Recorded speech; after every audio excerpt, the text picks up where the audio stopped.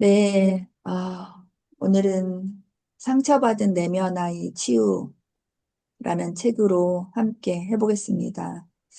소리 잘 들리시죠?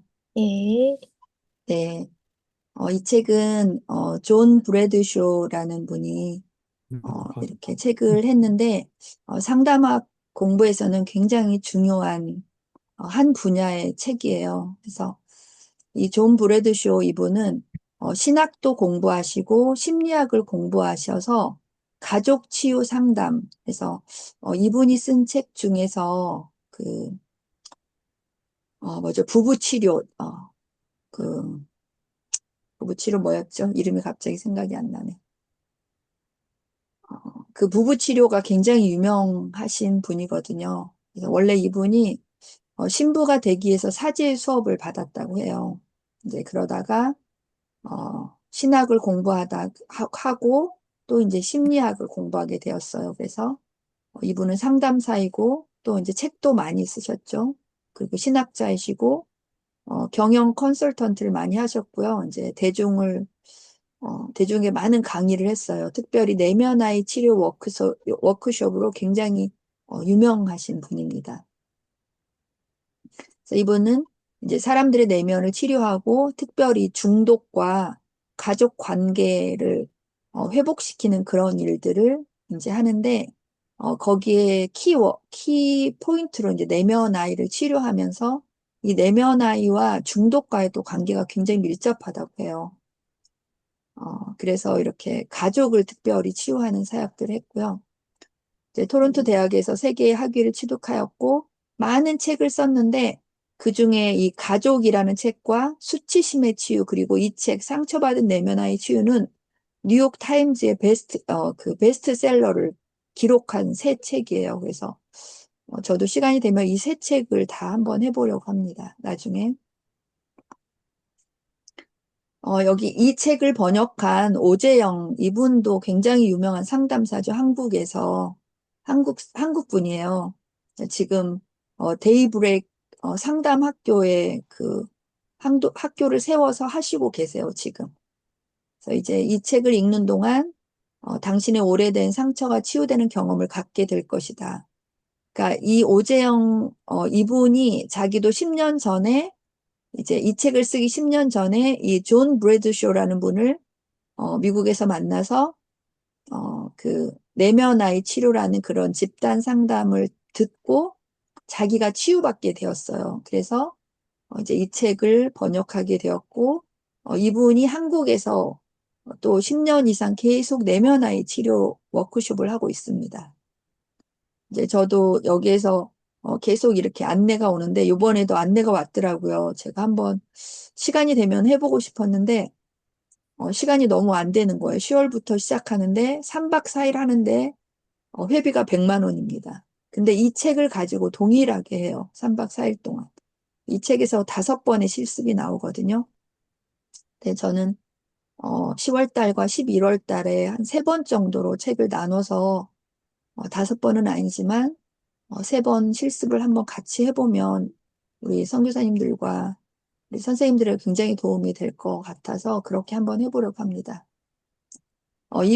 이 내면아이 치유 프로그램은 이제 우리가 어떻게 상처를 받게 되었는지, 그리고 우리가 받은 그 상처들로 인해서 우리에게 어떤 결과가 나타나는지, 그리고 치유되지 않은 상처들로 인해서 우리가 대인 관계를 할 때 어떤 일이 일어나는지, 그리고 이제 이 내면아이, 그 이너 차일드라고 하잖아요. 어릴 때 상처받은 아이와 중독과 어떤 관계가 있는지, 이런 것들을 이해하고 또 이제 가장 핵심은 그 내 내면 아이를 내가 어떻게 받아들이고 치유할 수 있는지 그리고 이제 제일 마지막 장에서는 치유하고 나서 어떻게 그 어린 아이가 성장할 수 있는지까지 나와요.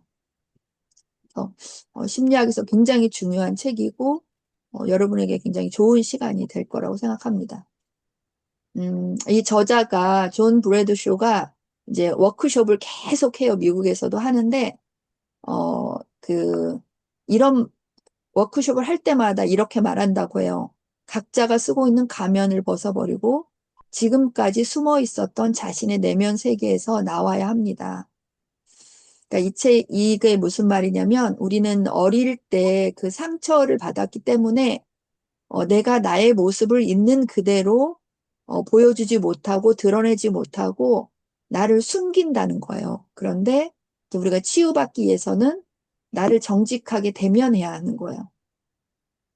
그래서 이제 뒤에서 실습하겠지만 실습할 때 어, 내가 어떤 상처가 있는지를 내가 이렇게 묵상하고 그걸 바라보면서 어떻게 치유하고 또 회복하고 또 어떻게 성장할 수 있는지까지 이제 그렇게 나옵니다. 그래서 이 책은 밑에 보면 그런 내면 아이를 돌보고 변화시키고 치유할 수 있는 새로운 방법을 제시할 것이다. 근데 그 새로운 방법이 뭐냐면 굉장히 간단해요. 성인인 내가 내 안에 내면 아이, 어릴 때 상처 입은 그 아이가 미처 다하지 못했던 중요한 일들을 끝내도록 도와주고 보호해 주는 것. 그것이 이제 상처받은 내면 아이를 치유하는 방법이에요. 이 워크숍은, 내면 아이 치유 워크숍은 1983년도에 시작했어요. 그래서, 뭐, 얘기했지만 계속 반복됩니다. 어린 시절에 해결하지 못했던 슬픔을 끝낼 수 있도록 성인인 내가 도와주는 거예요.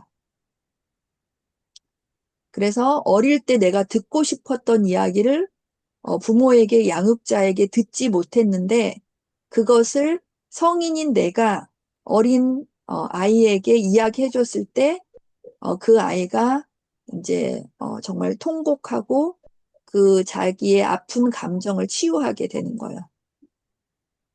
그래서 이제 이 치유의 방법으로는 굉장히 간단해요. 두 가지가 있는데 첫 번째는 내 내면 아이를 이렇게 명상한다고 하는데 묵상하는 거예요. 내가 어릴 때 어떤 상처가 어, 그 나의 양육자에게, 엄마에게, 아빠에게, 나의 양육자에게 어떤 상처를 받았는지 내가 그거를 생각해보고 그 다음에 이제 성인인 내가 그러면 그 내면 아이의 그 아픔을 어떻게 해결해 줄 수 있는지 대화하는 거예요. 이게 실습이거든요. 그리고 이제 저자는 우리가 원래 상처받지 않고 타고난 모습을 원더 차일드라고 그렇게 표현을 해요. 그러니까 이제 뭐 해석을 놀라운 아이라고 했는데 우리는 굉장히 그 타고난 잠재력과 창조적인 존재가 될 수 있는 모든 요소를 가지고 하나님이 우리를 창조하셨어요. 그런데 상처를 통해서 그게 어그러지는 거죠. 그래서 이 책에서 가장 중요점은 당신의 성장 단계에서 상처받은 내면 아이를 스스로 발견하고 돌볼 수 있도록 돕는 것이다. 그냥 이 책을 한 가지로 요약하면 이거예요. 이제 한 문장으로 요약하면. 그래서 그 저자는 자기도 자기의 내면 아이를 만나고 나서 그 아이를 어, 잘 돌봐줄 줄 것이라고 내면 아이에게 약속했고 이제 그것을 통해서 자기가 어떻게 치유받았는지를 이야기합니다. 처음에는 그 자신의 어린 아이를 내가 잘 돌봐주겠다고 이야기했는데 그 아이가 굉장히 겁을 먹고 그 내면 아이가 그걸 잘 받아들이지 못했다고 해요. 그런데 이제 성인인 이 저자 존 브래드쇼가 계속적으로 그 내면 아이에게 말을 걸고 내가 너를 떠나지 않고 내가 너를 도와줄게. 내가 너와 항상 같이 있을게. 그렇게 끈질기게 이야기했을 때 이제 내면 아이가 치료받았다는 이야기를 하고 있습니다. 그래서 이 책에서 저자는 나 스스로가 어떻게 나의 내면 아이의 보호자가 될 수 있었고 승리할 수 있었는지 그 여정을 자세하게 기록해 놓고 있습니다. 자, 이 과정을 통해서 우리도 동일하게 저자처럼 할 수 있는 거죠. 네. 그래서 이제 상처받은 내면 아이, 제가 이제 강의로 이거를 다 요약한 것을 여러분에게 줬기 때문에 강의로 이제 간단하게 한번 이론을 먼저 하고 들어가는데 이 책에 이 그림이 나와요. 이 그림이 뭐냐면 이 밑에 어린아이가 상처 입은 내면 아이예요. 이너 차일드. 그런데 이 아이가 이 어, 78kg 된 아버지와 52kg 된 어머니하고 함께 살고 있어요. 그런데 이 아버지에게도 4살짜리 내면 아이가 있고, 이 엄마에게도 4살짜리 내면 아이가 있는데, 이 아이를 다룰 때 엄마와 아빠의 모습으로 건강하게 아이를 대하는 것, 자신의 아이를 대하는 것이 아니라 자신의 어릴 때 내면 아이의 상처 입은 그 모습으로 어린아이를 대하는 거예요. 그래서 이 아이도 이제 상처를 받고 자라게 되는 거죠. 그래서 이 부제를 어떻게 달았냐면 나의 내면의 소년과 소녀를 만나는 여정 이렇게 적어봤어요. 그러니까 내 안에 어린 시절의 나를 만나는 거예요. 어, 이것도 이제 내면 아이 그림인데, 그러니까 이렇게 어린인 내 안에 어릴 때 상처받은 내 아이가 이렇게 같이 함께 사는 거예요. 이 책에서 이제 저자가 이런 질문을 해요. 나는 집에 있을 때조차 집을 그리워했다. 이런 표현이 나와요.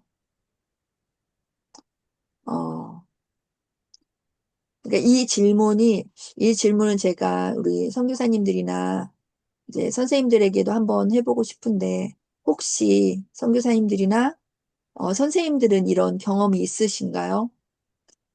내가 집에 있는데도 집이 너무 그리운 것 같고, 너무 외롭고, 음, 그런 마음. 여기 이제 다 사역을 하고 계셔서 제가 사역의 그림자를 이해하다 이렇게 썼는데, 사실 저희가 이제 선교 훈련을 받고 파송을 받을 때, 저는 이제 온누리교회에서 파송을 받았는데, 온누리교회 리더십들이 저희에게 계속 당부하는 말이 뭐였냐면, 가서 선임과 후임 선교사님들에게 관계를 잘하면 좋겠다 이런 말들을 계속 하는 거예요. 나가기 전에는 아니 왜 가서 사역을 열심히 잘하세요 이렇게 말하지 않고 왜 사람들과 관계를 잘하세요 이렇게 말하는지 몰랐어요. 그런데 선교지 가니까 그게 무슨 말인지 알게 됐어요. 사실 사역은 어, 어렵지 아- 어떻게 보면 어렵지 않은데 관계들이 굉장히 어렵잖아요. 근데 이제 이게 어떤 말이냐면 이 책에서는 내 안에 이렇게 상처 입은 어린아이가 있으면 사람들하고 관계를 할 때 그 아이가 아픈 거예요. 그래서 이제 관계에 문제가 생기는 거죠. 그러니까 내 상처 입은 아이와 상대가 하는 어떤 관계와 말 속에서 계속 상처를 받는 거죠. 그래서 내 상처받은 아이와 충돌하는 거죠. 자, 그렇다면 내면 아이가 무엇인가? 굉장히 여기 그림이 있습니다. 이 성인 남자와 성인 여자가 대화를 하는데 사실은 이 성인이 대화하는 게 아니라 그 뒤에 나와 있죠. 어린 내면 아이. 둘이 이야기를 하는 거예요. 그런데 그러기 때문에 이 이제 두 사람이 성인으로서 건강하게 대화하는 게 아니라 어릴 때 그 상처받은 내면 아이들이 서로의 이야기에서 상처를 받는 거죠. 그래서 관계가 건강하게 가는 것이 아니라 계속 관계가 어그러지는 거죠. 자, 내면 아이의 정의는 어린 시절 충족되지 못한 욕구를 가진 채 멈춰버린 감정적인 자아를 어린아이라고 합니다. 그런데 이게 어떤 문제를 일으키냐면 이 아이가 성인 자아를 조종하면서 사역과 어떤 관계를 망가뜨립니다. 이제 저의 예를 한번 얘기하면 저의 삶에서 가장 큰 이슈가 저는 거절감이었어요. 그게 왜 그렇게 됐냐면 제가 이제 0세에서 2세 사이에 원래 어린 아이들은 한 양육자와 안정된 애착 관계를 형성해야 돼요. 그런데 저는 제가 태어나서 그 3주 되었을 때 엄마 아빠가 이제 헤어졌다고 해요. 싸우고. 그래서 엄마가 저를 혼자서 키우다가 이제 뭐 이야기하면 길지만 그 외할머니가 저를 고아원에 버리고 엄마한테 시집 가라고 그랬대요. 그래서 이제 엄마가 저를 데리고 그 이모 집에 가서 저를 데리고 장사를 하면서 키우는데 어, 제가 이제 그 1살이 되어서 막 걸으니까 엄마가 등에 업고 늘 이렇게 몇 시간 동안 이렇게 보따리 장사를 하고 다니는데 제가 땅에 내려놓으면 업지 않으려고 한대요. 계속 막 걸으려고 한다는 거예요. 그래서 이제 저를 이모에게 맡깁니다. 엄마의 이모. 엄마의 그 사촌 언니였죠. 근데 이제 이모가 저를 키우다가 이제 엄마가 저를 놓고 가니까 제가 하루 종일 엄마 옷을 하나 들고 다니면서 운대요. 그리고 막 밥을 주면 온 집에 다 밥그릇을 들고 다니면서 뭐 이렇게 다 그 흐치고 그래서 이모가 이제 저를 못 키운다고 그랬는데 어느 날 이제 또 아빠가 어떻게 아빠를 만나게 됐나 봐요. 아빠가 찾아왔는데 제가 아빠를 너무 좋아하더래요. 그래가지고 이제 저를 또 아빠에게 막 아빠가 저를 키우게 됐어요. 그러니까 0세에서 2세까지 제가 한 사람하고 안정된 애착 관계가 형성되지 않았어요.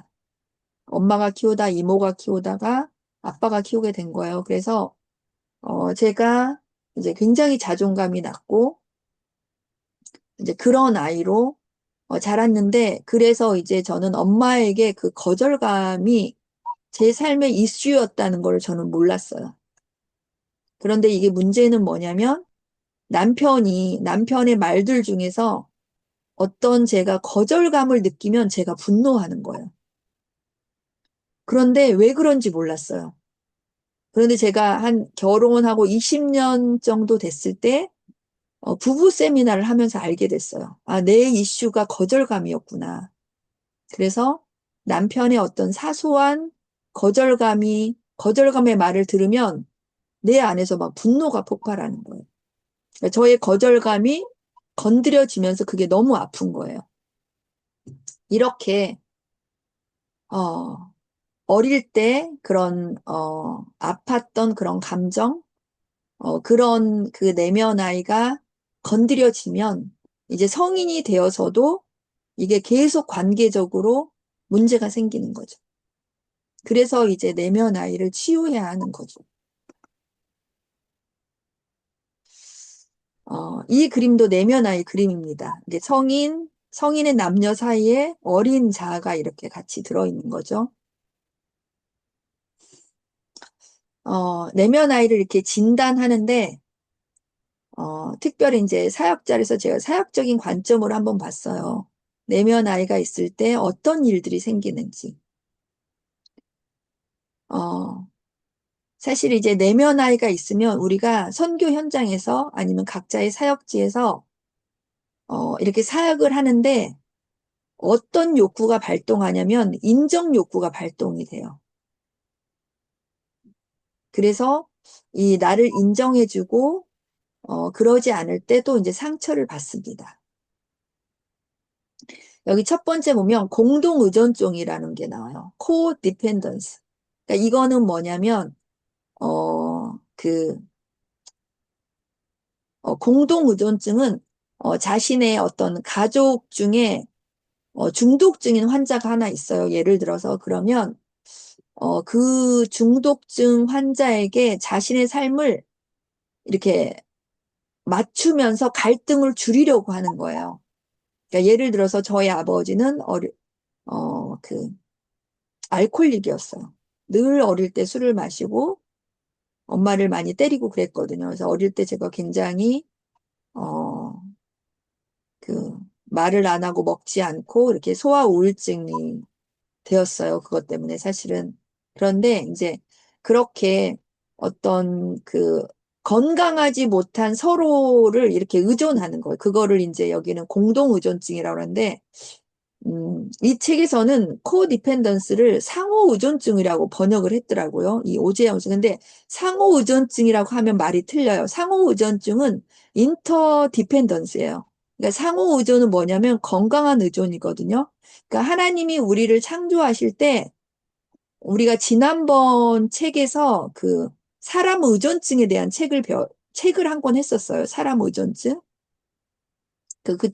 그 책도 굉장히 상담해서 중요한 책인데, 하나님은 우리를 상호 의존, 그러니까 상호 의존은 뭐냐면, 그 두 명이나 이렇게 그룹들이 서로 어떤 동일한 목표 달성을 위해서 서로 도움을 주는 굉장히 긍정적인 그런 의미의 의존성이에요. 근데 하나님은 우리를 이렇게 창조하셨어요. 그런데 우리가 이제 상처를 받고 그러면서 긍정적인 상호 의존이 아니라 이 코디펜던스, 그러니까 부정적인 의미 서로를 이렇게 잘못된 것을 의존하는, 그리고 이제 이런 것들이 인정 욕구를 계속 우리에게 주는 거예요. 인정받으려고 하는. 그래서 잘못된 거죠. 공동 의존성은 코디펜던스. 그리고 이제 이렇게 내면 아이가 상처를 입으면 수치심 중독에 듭니다. 여기는 중독이라고 그랬는데, 한마디로 말해서 이런 거예요. 나는 잘못, 나는, 어, 뭐, 나는 잘못 태어났어. 나는 잘못된 존재야. 어, 나는, 어, 태어나지 말았어야 됐어. 이런 믿음. 어, 저도 이제 공부하다 보니까 저가 어릴 때 수치심 중독이 있었더라고. 이게 뭐냐. 저는 어떤 게 저를 계속 괴롭혔냐면, 제가 사실 이렇게, 어, 그냥 볼 때 굉장히 제가 어릴 때 예쁘다는 이야기도 많이 듣고, 그리고 뭐 공부를 많이 안 한 것도 아니고, 되게 부족한 게 없는 것 같은데도 내 안에 항상 어떤 생각이 있냐면, 나는 사람들이 좋아하지 않을 거야. 나는 아무도 나를 좋아하지 않을 거야. 이 생각이 계속 저를 괴롭히는 거예요. 이게 결혼해서도 그랬어요. 그래서 제가 남편한테도 얘기했어요. 여보, 나는 내가 잘못한 것도 없고 그렇게 부족한 게 없는데 왜 나는 사람들이 나를 좋아하지 않을 거라는 이 생각이 나를 계속 괴롭힌다고. 왜 그런지 모르겠다고 제가 남편한테도 이 얘기를 했었거든요. 결혼해서도. 그러니까 이게 이제 저자는 수치심 중독이라고 그렇게 표현을 해요. 이게 어릴 때 이제 그 상처받은 그 어린아이, 이너 차일드 때문에 이런 생각들이 드는 거죠. 그러니까 잘못된 거짓된 메시지인 거죠. 그리고 이렇게 이제 또, 그 상처받은 내면 아이는 강박적인 행동을 합니다. 그리고, 예를 들어서 우리가 사역자가 되어도 사역의 중독자가 일 중독자가 되는 거죠. 워커홀릭이라고 그러죠. 그러니까 멈추지 않고 일을 계속 하면서 내가 인정받기를 원하는 거예요. 왜 그러냐면 내 내면의 고통을 마비시키기 위해서 그렇게 한다고. 그래서 이제 우리는 탈진이 되는 거죠, 또. 그리고 네 번째로는 완벽주의. 저도, 뭐 지금은 그렇지 않지만 저도 완벽주의였어요. 그러니까, 저는 이제 왜 제가 완벽주의라는 걸 알았냐면 일들을 할 때,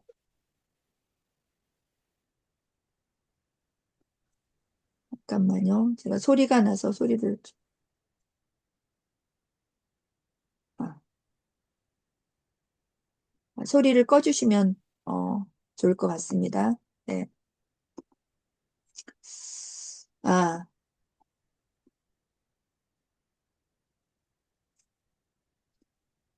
제 안에 어떤 일을 하면 제가 이제 미국에서도 그 어린이 전도사였는데 신학을 졸업하고 이제 그 어린이 전도사였는데 계속 내 안에 어떤 생각이 있냐면 어떤 일들이 왔을 때 나는 이 일을 잘 할 수 있을까? 잘 못할 것 같아. 이 마음이 저를 계속 괴롭히는 거예요. 근데 이것이 이제 완벽주의의 한 일종이죠. 어떤 것들을 할 때 지나치게 이거를 잘하려고 하고 거기에 너무 많은 에너지를 쓰고 또 이제 저처럼 열심히 하면서도 내가 잘 못할 거라는 그런 부정적인 생각을 가지고 하는 거죠. 굉장히 완벽하려고 노력하는 거죠. 이런 것도 이제 그 인정 욕구, 이런 상처와 다 연결이 돼. 이렇게 이제 상처 입은 내면화가 있으면 이런 것들이 온다는 거예요. 그래서 오늘은 이제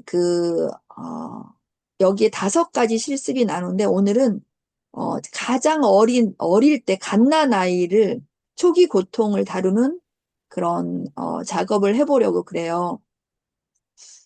근데 여기에서 제일 먼저 이제 우리가 치유받기 위해서는 애도 작업을 해야 한다고 해요.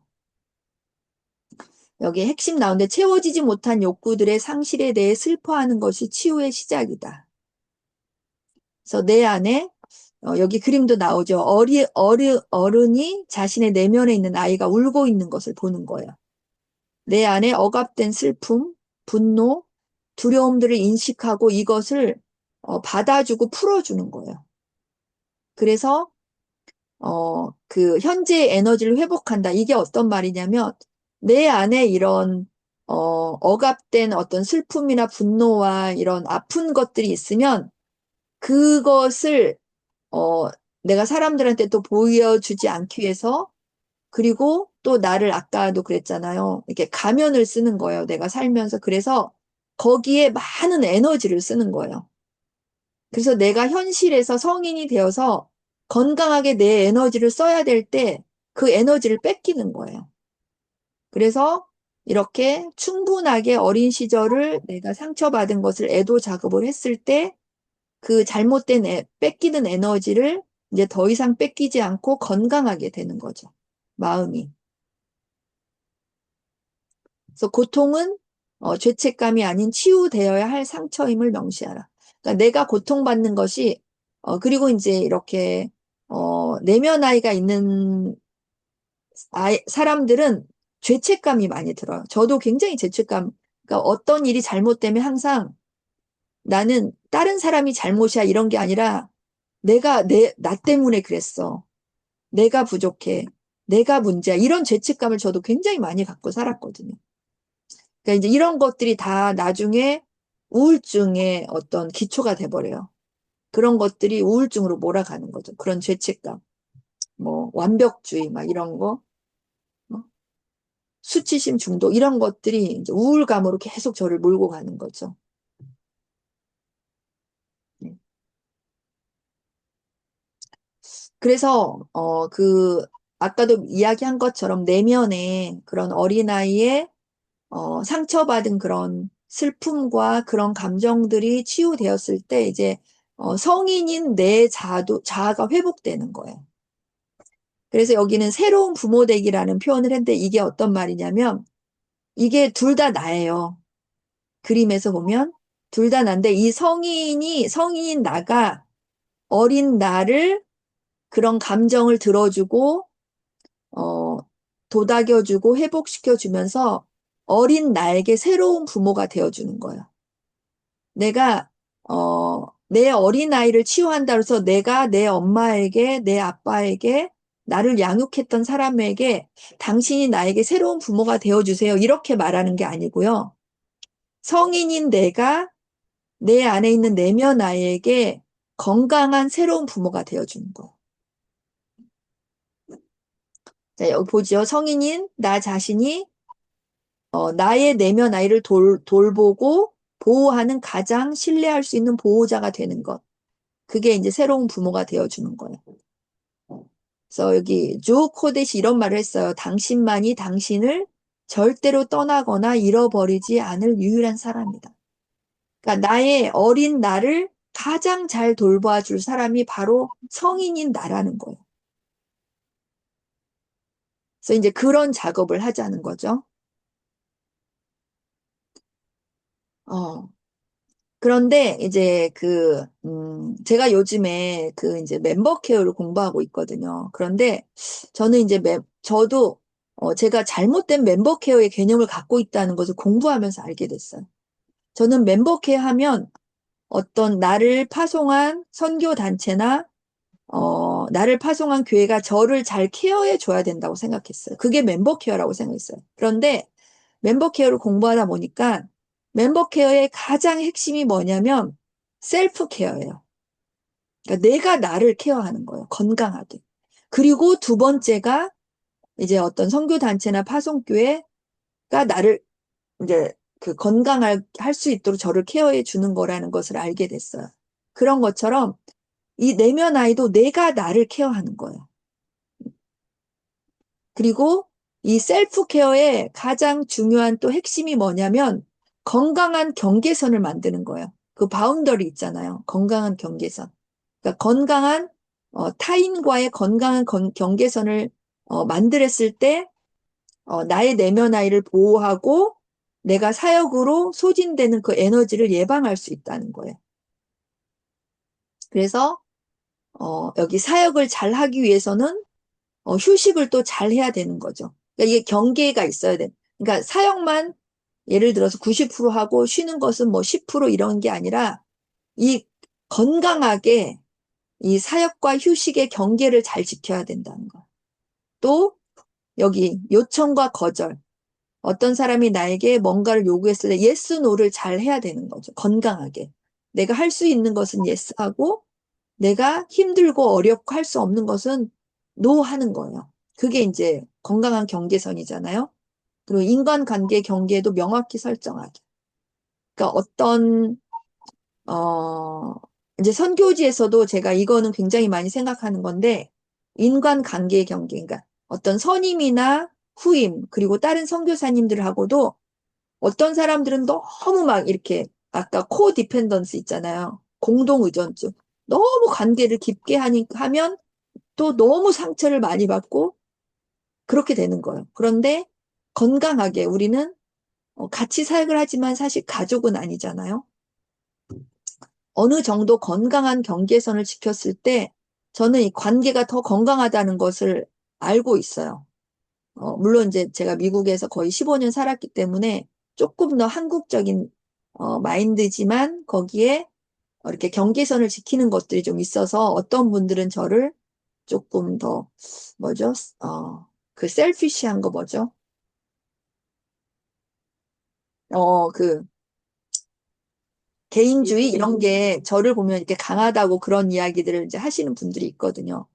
근데 저는 이렇게 건강한 인간관계에서도 어, 너무 그렇게 밀접하게 이렇게 클릭되거나 아니면 또 너무 멀리 떨어져서 이렇게 하는 건 건강하지 않다는 것을 이제 알게 되어서 저도 이제 그렇게 하려고 노력하고 있어요. 그래서 우리가 아까 그 어린아이, 그 처음에 하나님이 우리를, 그 만드셨을 때 원더 차일드, 그 놀라운 아이로 만들었다고 그랬잖아요. 그런데 상처 때문에 이 놀라운 아이가 이제 이너 차일드가 돼버린 거예요. 그래서 우리가 왜, 내면 아이를 치유해야 되냐면, 원래 그 원더 차일드로 우리가 돌아가는 거예요. 그랬을 때 하나님이 우리에게 주신 창의성과, 그런 또, 어, 그 그 감정도 우리가 좋은 감정들을 되찾을 수 있다는 거죠. 네. 그래서 하나님의 형상, 이마고 데이라고 하잖아요. 우리가 이 상처받은 내면화를 치유하는 것은 하나님의 형상을 회복하는 거예요. 그래서 진정한 하나님이 나를 창조하신 모습을 회복하는 그런 여정인 거죠. 그런 영적인 여정입니다. 그래서 이제 실습을 해볼 거예요. 실습을 해보는데 여기에서는 이제 그 저자가 이렇게 이야기를 해요. 그 어떻게 하냐면 너희가 하루 중에서 조용한 시간을 정해서 너의 내면 아이의 감정과 필요들을 묻고 대답해 주라는 거예요. 그거를 연습하라는 거예요. 이거를 이제 실습으로 직접 해볼 거예요. 그래서 어, 그리고 이제 그 어른인 내가 어린아이에게 이제 내가 너를 보호하고 너의 필요를 채워주고 너와 함께 있어줄게 라고 약속하고 이 내면 아이를 회복할 수 있게 해주는 거예요. 그래서 여기 보면 이제 그 성인이 내면 아이에게 쓰는 편지와 책에 나와요. 그 다음에 내면 아이가 성인에게 쓰는 편지가 나오는데 이거는 이제 제가 쓴 거거든요. 이거는 이따가 그 숙제를 제가 내줄 건데, 이건 숙제할 때 제가 해볼게요. 이거. 여기 어린아이가 쓴 거. 네. 그래서 결론적으로, 치유는 그런데, 한 번에 되는 게 아니에요. 한 번에 완벽하게 되는 게 아니라, 이제 우리, 선생님들도 알겠지만, 이렇게 조금씩 조금씩 계속 단계적으로 되는 거예요. 그래서 치유는 일회성이 아닌 지속적인 자기 돌봄과 하나님과의 관계 속에서 완성됩니다. 그런데 우리는 치유될 수 있습니다. 이제 당신은 사역과 삶에서 자유함을 누릴 자격이 있습니다. 그래서 이 책에서는 약 1시간 정도 이렇게 실습을 하라고 나오는데 저는 1시간이 좀 길어서 30분 정도로 이렇게 실습을 한번 준비해 봤어요. 그래서 제가 그 단톡방에 그 녹음을 미리 해놨거든요. 나중에 이제 그거는 해보시고 제가 이제 그걸 가지고 30분 동안 한번 선생님들하고 해보려고 그래요. 음. 근데 저도 처음에 저는 이제 이 상담학을 하면서 이거를 그 이렇게 3학점 과정으로 들었어요. 그런데 처음에 이걸 할 때 굉장히 좀 저도 어색했어요. 왜냐하면 약간 이게 하는 게 우리가 기독교인들은 체면에 대한 그런 선입견이 있잖아요. 그래서 약간 이거 체면하고 비슷한 거 아니야? 그래서 약간 마음이 불편했어요. 저 처음에는. 그런데 이제 이 저자가 이야기를 해요. 존 브래드쇼가 얘기했잖아. 이분은 신학도 공부하고 상담학을 공부했어요. 그래서 이제 가정치료사가 됐는데 이거는 체면이 아니라 내가 나의 어린 시절을 이렇게 어린 시절로 생각이 들어가서 어린 시절에 내가 어떤 상처를 받았는지를 기억해내는 거예요. 그리고 그 기억난 것을 치유해 가는 거거든요. 그래서 이제 그 아까도 이야기한 것처럼 이 책을 번역한 그 오재영 이 상담사분도 이 책을 동일하게 이렇게 그 내면화의 치유를 하고 있어요. 그래서 오늘 한번 해보겠습니다. 오늘은 갓난아이 치유학이에요. 네, 책에 149에서 153페이지 나온 것을 제가 이제 녹화해놨어요. 그 녹음으로. 녹음 파일을 사용해서 할 건데, 이제 5번의 치유 실습이 나와요. 첫 번째는 갓난아이 치유하기, 두 번째 유아기, 세 번째는 학령 전하기, 그다음 네 번째는 학령기, 그 다음에 5번째는 청소년기 치유하기 이렇게 5단계가 5번 실습이 나오거든요. 네, 저희는 한 3번 정도를 해보려고 합니다. 오늘은 가장 먼저 갓난아이 치유하기 해볼게요.